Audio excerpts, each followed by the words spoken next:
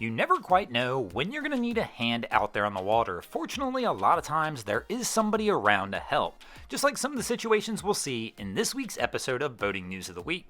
Our first story to make the boating news this week is going to take us over to England off the coast of Kent, where the RNLI this past week released footage of an incredible rescue they did when they received a call from a young mother who had mentioned her and her family were at the beach and their 11-year-old son had gotten his dinghy when all of a sudden the wind turned and wound up blowing their son over a mile offshore. As soon as the wind grabbed the son and the mom realized he had gotten too far away for them to be able to go out and try and rescue him, she quickly yelled out to him to make sure he stayed inside the boat and then got a hold of local authorities. Fortunately, the RNLI made quick work of this one, launching a rescue craft and quickly finding the young man. Once the RNLI returned the son to the mother quickly thanked the rescuers, but in turn they told her they didn't do the rescuing, that he actually pretty much saved himself by listening and staying in the boat. Our next story to make the boating news this week is going to take us over to Lake Powell, where Lake Powell has been famously known for a bunch of luxurious houseboats that sit out on the lake, but unfortunately just a few weeks back,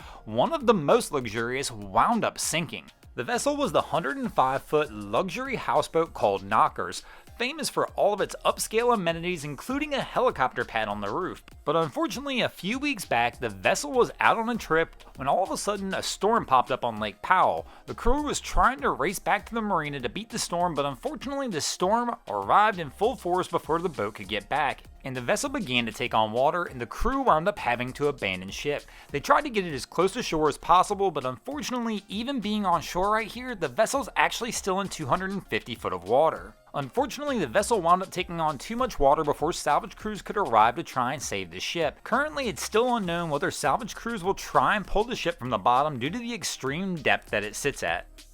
Our next story to make the boating news this week is going to take us up to Washington State, where this was the scene just a little over a week ago when the Cathlamet ferry was approaching a West Seattle dock after leaving Vashon Island, when all of a sudden it accidentally hit one of the dolphins which are used to help guide the vessel into the dock. Here you can see the aftermath left on the vessel after the incident occurred. Nobody was injured during the actual incident, and it's still undetermined at this time exactly what caused the damage, but several strange things have happened after this incident.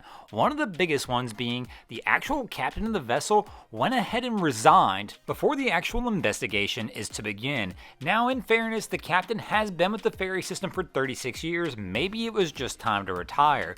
They have ruled out the possibility of alcohol or drugs being involved in the incident, as all the crew's toxicology reports have already come back negative. But it will be interesting to see how the investigation continues over the next several weeks as they try to determine whether this was human error or whether it was mechanical failure. Our next story to make the boating news this week is going to keep us in the Pacific Northwest and take us over to Oregon, where this was the scene this past week when a fire erupted on Bdock at the Dowels Marina.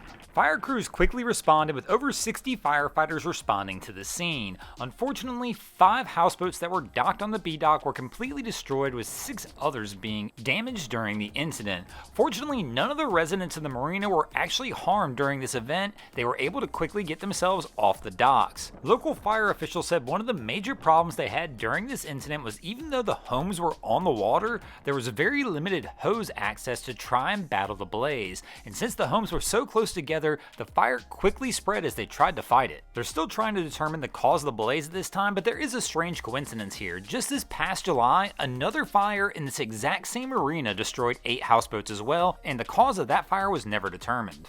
Our next story to make the boating news this week is going to take us over to Lake Jordan, North Carolina, and this is one of those interesting ones, and what makes it interesting is I actually do not have the backstory. This is an event that was sent to me by one of our viewers, but really they didn't have the story either. All they knew was they approached and this was the scene here.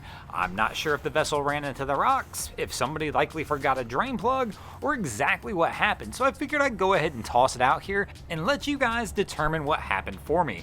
Go ahead and make it up in the comments below. I want to hear your story on why you think this happened.